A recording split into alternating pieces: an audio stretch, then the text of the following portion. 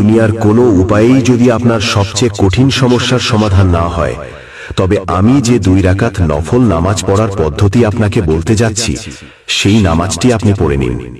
ইনশাআল্লাহ তাবারক ওয়া তাআলা এই নামাজ পড়ে নেওয়ার পর আপনি জান্নামাজ থেকে উঠতেও পারবেন না, আর আল্লাহর দরবারে আপনার সেই দোয়া কবুল হয়ে যাবে। বন্ধুরা, এই নামাজকে সালাতুল হাজাত বলা হয়। এর নিয়ত আপনাকে ঠিক এইভাবে করতে হবে।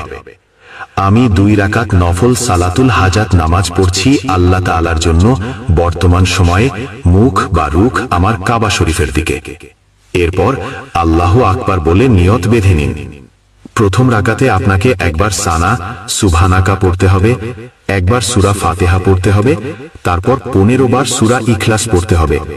এরপর রুকু করুন, সিজদা করুন, তারপর দ্বিতীয় রাকাতের জন্য দাঁড়িয়ে যান। দ্বিতীয় রাকাতে আপনাকে সানা পড়তে হবে না, দাঁড়িয়ে এক সূরা ফাতিহা, তারপর 15 বার সূরা ইখলাস পড়বেন। এরপর রুকু করুন, সিজদা করুন, কায়দায় বসুন, সালাম ফিরিয়ে নামাজ শেষ করুন। নামাজ শেষে জান্নামাজে বসে থাকুন। এক শ্বাসে যতবার পারেন আল্লাহ পাকের এই মুবারক নাম পড়ুন, ইয়া হাদিও। শ্বাস শেষ হওয়ার সাথে সাথেই সিজদায় চলে যান।